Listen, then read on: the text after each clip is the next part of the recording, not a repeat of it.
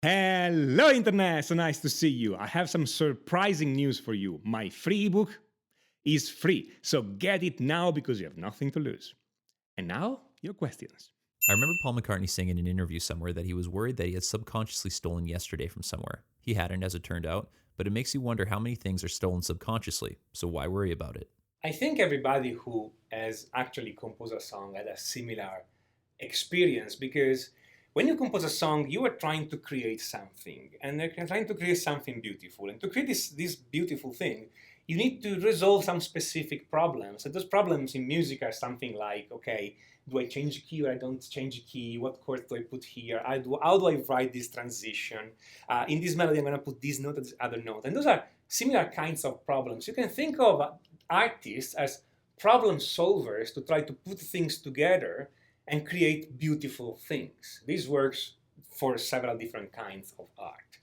Okay, and it definitely works for us musicians. So sometimes you find solutions that are similar to what somebody else has done, or sometimes, like in the case of Paul McCartney here, you happen on a solution that works so well that it feels so natural, it feels so obvious, it feels so fluid that you think somebody has to have done this before me. And it's not always true. Sometimes it is, sometimes it's not. But the thing is, we are all trying to solve similar problems. So kind of naturally, we're going to gravitate toward the same solutions. That's why actually music theory exists. It's already a set of solutions to those problems. For instance, what chords work well together? In principle, every chord works well together with any other chord.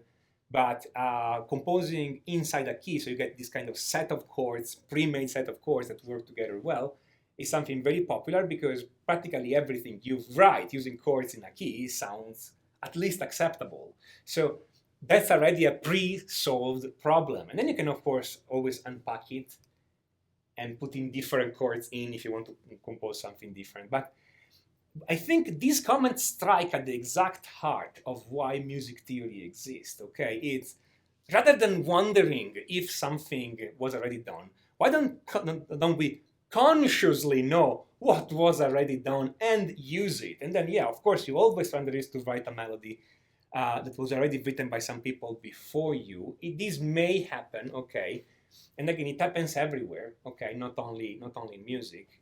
It happens even in science when people invent the same thing separately, okay, in the same year. For the transistor was invented by um, three different teams in the same year, for instance, and all this kind of thing. It happens all the time, okay?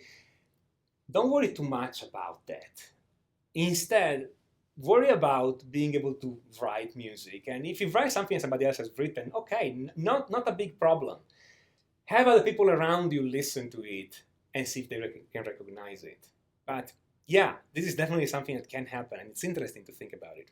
It would have been easier if you used the circle of fifths, wouldn't it? Much respect and love to you. That's a great comment, and it gives me the occasion of explaining one thing. You will think everything would be easier with the circle of fifth. And the circle of fifth is something that most guitar teachers do explain all the time. It's the cornerstone of their teaching. But personally, I think the idea of the circle of fifth is a bit overrated. It's a nice tool. You can do some interesting stuff with that, but there are better tools than the circle of fifth for doing a lot of the things we do with the circle of fifth. So I'm not saying don't learn it, okay? I'm not saying don't learn the circle of fifth, or I'm not dissing anybody who using the circle of fifth. I'm just saying that personally, I prefer to explain things without using the circle of fifth, and I find that the explanation comes out clearer and people understand more. Now, as usual, nothing works for 100% of people, so your mileage may be different, okay? No problem. It's just that, for instance, in my courses, I do mention the circle of fifth, but we don't spend a long time thinking about it, talking about it, etc. And there are better tools for several things. If you're talking about modes, for instance, the order of brightness, it's a much more useful tool if it's done the right way and if it's done completely with all the details, which I've never seen done anywhere else on the internet. Okay, if you do chords, it's best to do in harmony. There are other different things that work better than the circle of fifth. Again, up to you. It was an intelligent comment, actually. It's a very intelligent comment.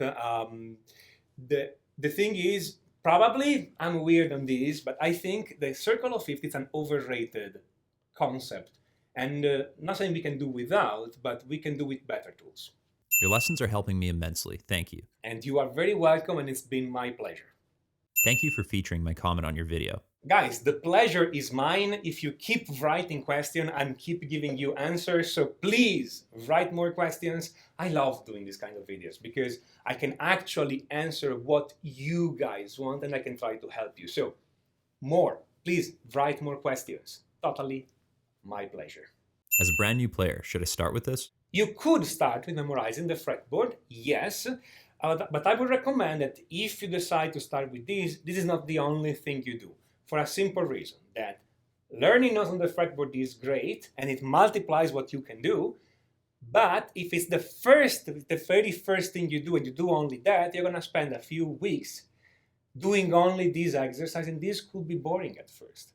So I would instead recommend you learn a couple of chords, maybe, I don't know, simple chords like that, or maybe you learn the pentatonic scale.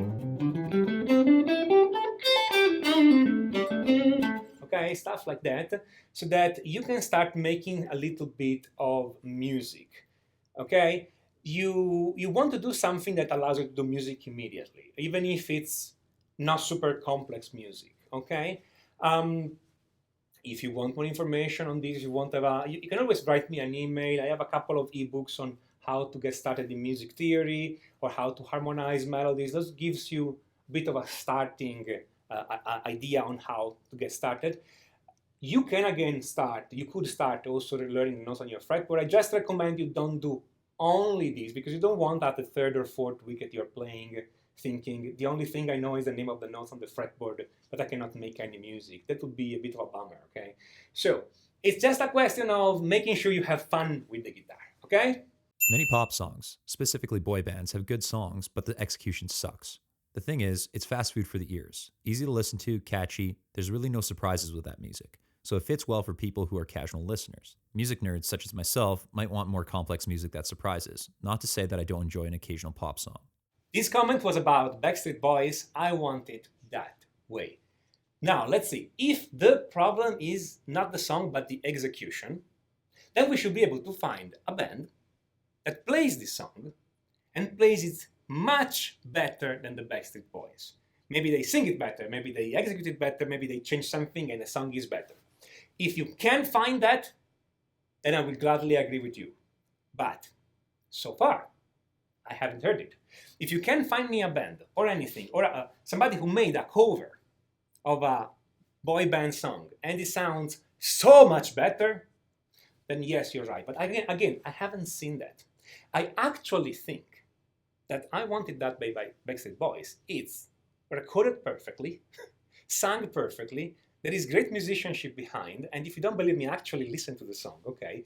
Listen to the parts played, okay? Am I saying it's original, groundbreaking, revolutionary? No, okay? But it's a product well made, and lots of pop songs have great musicians behind that play the simplest thing they can play, of course, but they play it really well, okay? I think that most of this idea that boy band or other pop band are creating bad music, it's just cultural. We just like to say that. We just like to say that we listen to better music. But again, when you go and see all the artistry behind, you realize that it's actually not easy to compose an easy song that flows so well and it has no surprises, okay? And so the listeners is not being put off. Just think about, if you don't believe me, here's a challenge for everybody who doesn't believe me. Write a pop song.